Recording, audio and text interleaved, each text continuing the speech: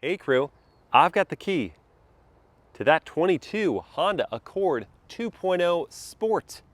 We are going to take it for a drive, but first let's check out how it looks on the inside and outside.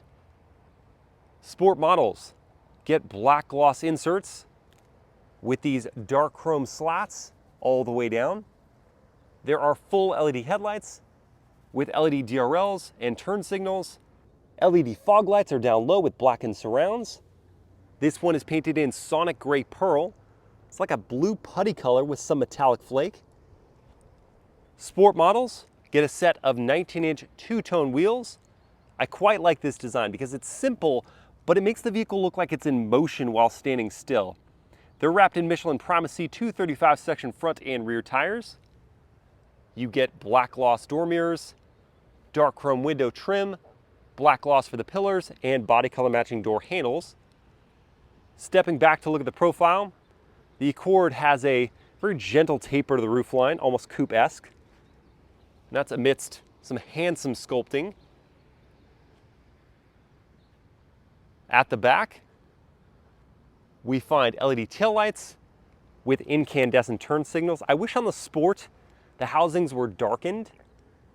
There's a black lip spoiler, dual chrome exhaust finishers integrated within the bumper.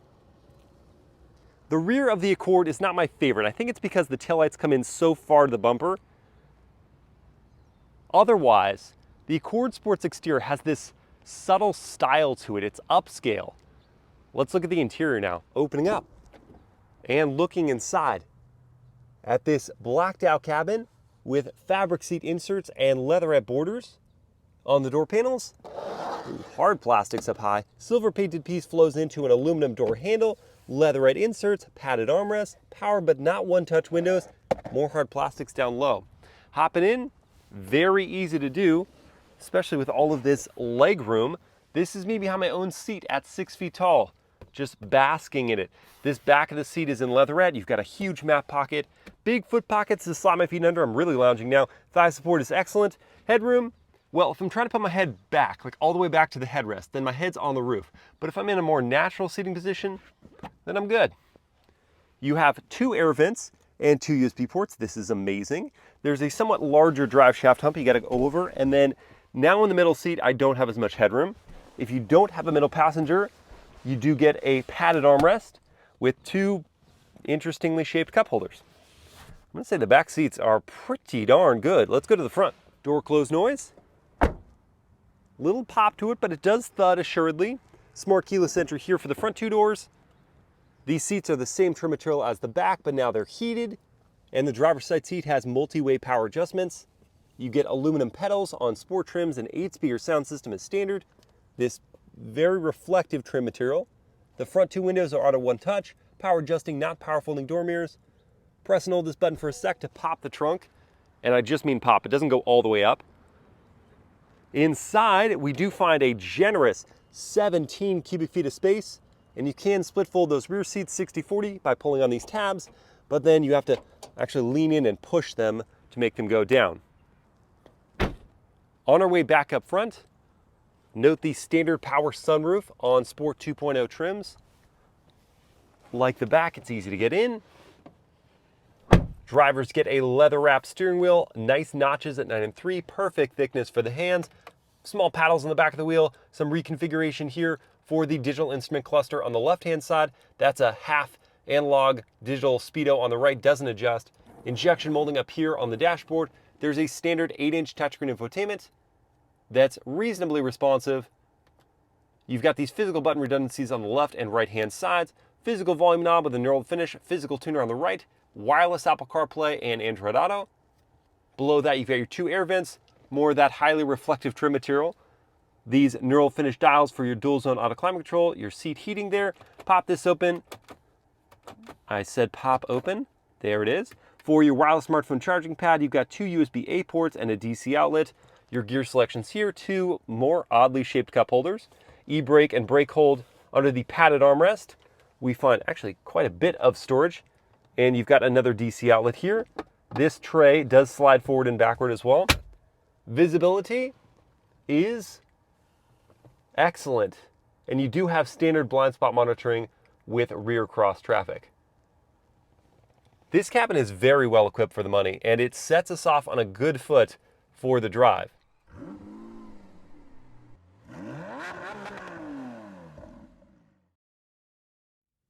All right, let's fire it up.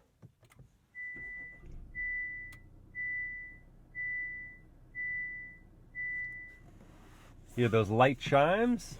You feel the 2.0 turbo kind of kick the chassis as it starts. And we're live. You could hit either Econ or Sport to put you in those drive modes, but if you don't, then you start in normal drive mode. To go into reverse, pull back on this tab. That brings up a sort of mild to low resolution backup camera. You do have trajectory lines with a wide angle view, a more narrow view, and then an overhead shot of the rear end. We'll back on out of here.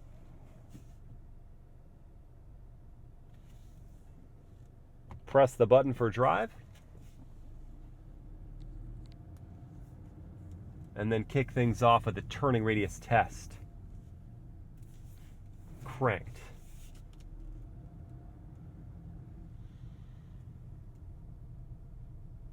That gets the job done. Not amazing. Just fine. Suspension feels good over those first two bumps. Let's hear the turn signal sound. Much like the chimes upon startup, it's a very faint, light tap from the turn signal. And a man walking his dog, so I'll wait on the horn test for just a sec. All right, we're clear for the world famous horn test, so also very faint. The Accord is not a pushy car. Let's talk powertrain. You can get the Accord Sport with a 1.5 liter turbocharged 4-cylinder. That's the standard engine that makes 192 horsepower. But this one here has the 2.0 liter turbo 4-cylinder that makes 252 horsepower and 273 pound-feet of torque. That is routed through a 10-speed automatic to the front wheels. Once upon a time, you could get the Accord Sport with a manual, a 6-speed. It was blissful, but no longer. You just have the 10-speed. The brakes around town, easy to work, easy to smooth up to a stop. The throttle,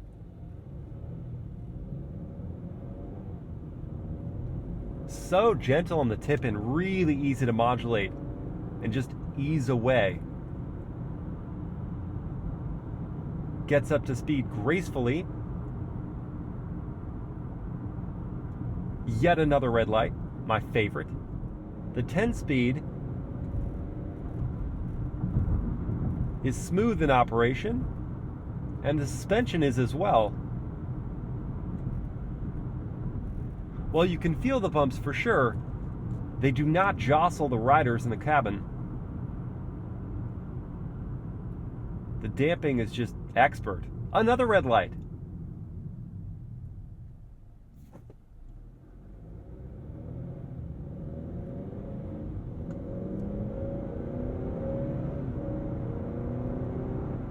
I do love the tuning of this throttle. I mean, you give it a little more and it gives you just that perfect measure of extra juice.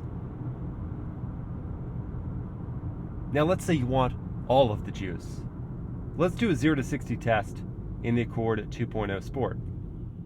So with my race box set up here, I'm going to hit the Sport drive mode. That changes the orientation of the tachometer. I'm then going to brake boost it and let us go for around 2,000. That's some tire squeal for sure. And 60 in just under 6 seconds. That's feisty. Now, Car and Driver did it even quicker. They got 5.5 seconds for the 0 to 60 of the Accord 2.0 Sport. That makes sense. We had a bit of an uphill and there was some tire squeal. If I could mitigate that and we were on a completely flat surface, I totally see 5.5 seconds. This thing has some pep.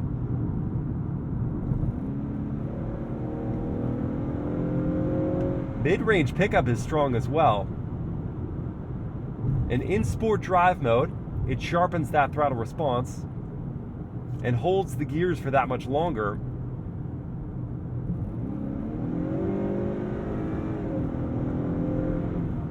There's still a bit of a hesitation when you get to the throttle before it's like, I'm registering that you want all the power, so I will downshift, and get you the power. But sport's better than normal for sure. That 2.0 doesn't make much of a noise.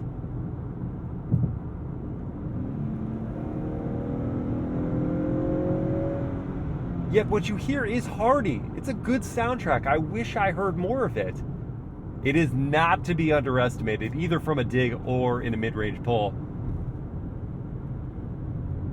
And while coasting at higher speeds, the cabin is remarkably well insulated for this price point.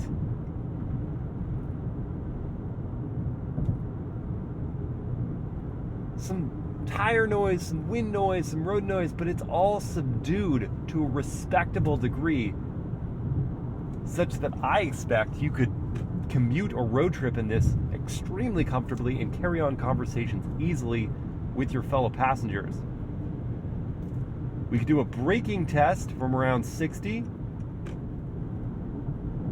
See how we do here. Oh, yes. Fantastic brakes. Really, that pedal stayed so assured as I pressed hard on it and the stopping distance was truncated. That felt very sports car-esque, and this is just a mainstream sedan. We should push this mainstream sedan a little harder though, so let's take it to an environment that accommodates those behaviors. This road should do just fine. Leaving it in auto mode means that it's hunting around a little bit for the right gear, but when it finds it, we have plenty of poke to get up the hill. Brakes bite in nicely.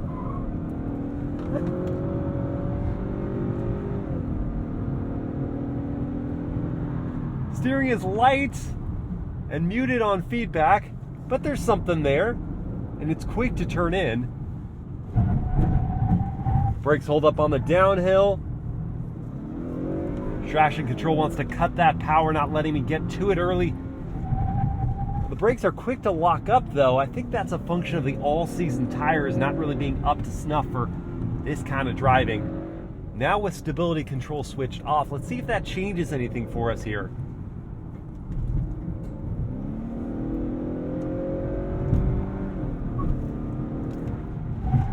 These tires are so talkative. There, I think it was just a power deficit, not that it was actually cutting power from the traction control system. Still, the push in the nose, because it's a front-wheel drive vehicle, it's tasked with everything. It's got to steer, it's got to put all the power down, and without a limited slip differential to curb the waste of energy to a tire that doesn't have traction, kind of left wanting here. We do have half shafts for the front axle of the Accord Sport, and that helps smooth the power delivery, but it doesn't help with the waste of energy that we still have here.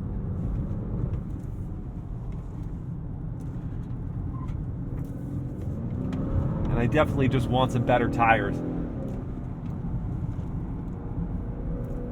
Now if I pull a paddle, that will take us to manual mode. See about the quick shifting of the system or not. Well, for one, it didn't let me go all the way out to redline at 6,800 RPM, and it's shifting for me even still, though I'm in manual mode. I don't love that. Shifts are reasonably quick when they let you do it. And like the Camry TRD, I feel snubbed by the fact that I can't go all the way out to redline. That, I suppose, is the reminder that you are driving a mainstream sedan not really intended for the enthusiast, at least not built from the ground up for one. There are inherently very good driving elements here. I think this chassis is honestly perhaps over-engineered for this segment. The steering, though light, is quick to turn in and gives you some measure of feedback. The brakes are solid. The power is really very good when you find the right gear. The transmission is something of a letdown for sure. Now let's get into pricing and competition for these 22 Honda Accord 2.0 Sport. And as we do that, I'll go into Econ drive mode to maximize the fuel economy, which is pretty good in this car. It's 22 mpg in the city, 32 highway, and 26 combined. The starting figure for the 2.0 version of the Sport is $32,800. This one is tested with that Sonic Gray Pearl paint job is $33,200. Compare that to a vehicle I've mentioned a couple times in this review, the 22 Toyota Camry TRD. That one starts just under $34,000. It makes 301 horsepower from an NAV6, which is distinctive among the cars I'm mentioning here. The 0 to 60 time, independent tests have seen as quick as 5.6 seconds. I only got 6.3 from the same test, the same slight uphill as I took this Accord Sport. The fuel economy is 25 combined mpg. The cargo space is not as much as the Accord Sport or the other vehicle I'm thinking of, the 22 Kia Stinger GT line. That is more expensive at $37,400. It does make 300 horsepower, and importantly, it is standard in rear drive with available all-wheel drive. That you don't get with the Camry TRD or the Accord Sport. The fuel economy is impressive at 26 combined, and it is a lift-back design, so it's more practical. Among those vehicles, and it's not an exhaustive list, they're just the ones I want to talk about here, the Kia Stinger GT line and its available rear drive limited slip differential platform is better set up for athleticism than the Camry TRD and the Accord Sport. The Camry TRD with the NAV6 sounds pretty good, and it looks like it's going to be quick.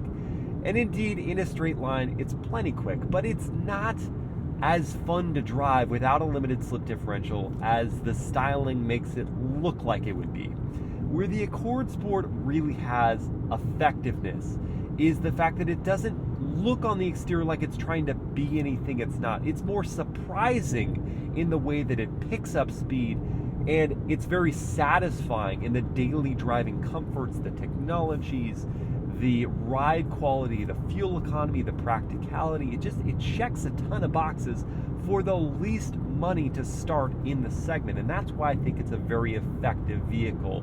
It might be the one I choose if I didn't have the extra cash for the Kia Stinger GT line.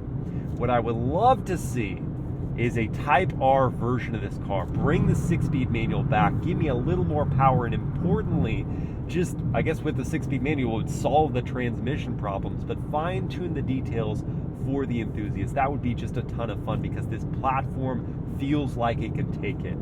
I hope you guys have enjoyed this POV drive review. If you did, please like, comment, and share the video. Subscribe to the channel. Hit that bell to get notified. There we go. And I'll see you next time.